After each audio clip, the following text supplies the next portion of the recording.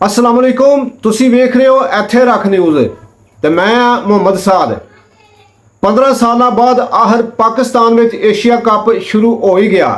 ਅੱਜ ਪਾਕਿਸਤਾਨ ਦੇ ਨੇਪਾਲ ਵਿਚਾਲੇ ਪਹਿਲਾ ਜੋੜ ਪਿਆ, ਜਿਸ ਦੇ ਵਿੱਚ ਪਾਕਿਸਤਾਨ ਨੇ ਟਾਸ ਜਿੱਤ ਕੇ ਤੇ ਪਹਿਲਾਂ ਆਪ ਬੱਲੇਬਾਜ਼ੀ ਕਰਨ ਦਾ ਫੈਸਲਾ ਕੀਤਾ, ਜਿਸ ਦਾ ਫਾਇਦਾ ਪਾਕਿਸਤਾਨੀ ਬੱਲੇਬਾਜ਼ਾਂ ਵੱਲੋਂ ਚੰਗੀ ਤਰ੍ਹਾਂ ਚੁੱਕਿਆ ਗਿਆ ਤੇ ਨੇਪਾਲੀ ਖੇਨੂਬਾਜ਼ਾਂ ਦੇ ਖੇਨੂ ਨੂੰ ਕੁੱਟ-ਕੁੱਟ ਕੇ ਤੇ ਮਿੰਜ ਕੱਢ ਦਿੱਤੀ।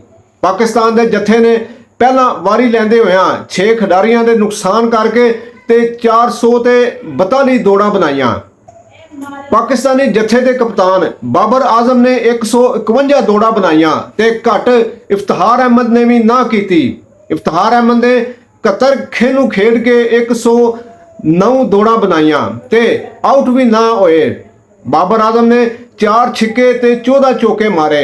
ਇਫਤਿਖਾਰ ਅਹਿਮਦ ਨੇ ਵੀ 4 ਛਿੱਕੇ ਤੇ 11 ਚੌਕੇ ਮਾਰੇ। ਮੁਹੰਮਦ ਰਿਜ਼ਵਾਨ ਨੇ ਵੀ 6 ਚੌਕੇ ਮਾਰ ਕੇ ਆਪਣੇ ਖਾਤੇ ਵਿੱਚ 44 ਦੌੜਾਂ ਦਰਜ ਕਰਵਾ ਦਿੱਤੀਆਂ। ਨੇਪਾਲ ਦੇ ਖੇਨੂਬਾਜ਼ਾਂ ਵਿੱਚੋਂ ਸੋਮਪਲ ਕਾਮੀ ਨਾਮ ਦੇ ਜਣੇ ਨੇ 10 ਓਵਰ ਕਰਾ ਕੇ ਪਾਕਿਸਤਾਨ ਦੇ 2 ਖਿਡਾਰੀਆਂ ਨੂੰ ਆਊਟ ਕੀਤਾ ਤੇ 85 ਦੌੜਾਂ ਖਾਧੀਆਂ।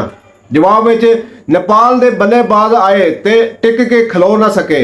ਸੋਮਪਲ ਕਾਮੀ ਨੇ 28 ਦੌੜਾਂ ਬਣਾਈਆਂ। ਦੂਜੇ ਨੰਬਰ ਤੇ ਆਰਿਫ ਸ਼ੇਖ ਰਿਹਾ, ਜਿਨੇ ਆਪਣੇ ਖਾਤੇ ਵਿੱਚ 26 ਦੌੜਾਂ ਲਿਖਵਾਈਆਂ। ਨੇਪਾਲੀ ਜੱਥੇ ਦੀਆਂ ਵਿਕਟਾਂ ਸੁੱਕੀ ਹੋਈ ਰੇਤ ਵਾਂਗੂ ਕਿਰਦੀਆਂ ਗਈਆਂ। ਸ਼ਾਦਾਬ ਖਾਨ ਨੇ 4 ਨੇਪਾਲੀ ਖਿਡਾਰੀਆਂ ਨੂੰ ਵਾਪਸ ਕੁਰਸੀਆਂ ਉੱਤੇ ਜਾ ਕੇ ਬਹਿਣ ਤੇ ਮਜਬੂਰ ਕਰ ਦਿੱਤਾ। ਹਾਰਿਸ ਰਾਊਫ 2 ਤੇ ਸ਼ਹੀਨ ਅਫਰੀਦੀ ਨੇ 2 ਖਿਡਾਰੀਆਂ ਨੂੰ ਆਊਟ ਕੀਤਾ। ਇਸ ਤਰ੍ਹਾਂ ਕਰਦੇ ਕਰਦੇ ਪੂਰਾ ਨੇਪਾਲੀ ਜੱਥਾ 104 ਦੌੜਾਂ ਬਣਾ ਕੇ ਤੇ ਢੇਰੀ ਢਾਹ ਬੈਠਾ। ਪਾਕਿਸਤਾਨੀ ਜੱਥੇ ਨੇ ਇਹ ਮੁਕਾਬਲਾ 238 ਦੌੜਾਂ ਤੋਂ ਜਿੱਤ ਲਿਆ।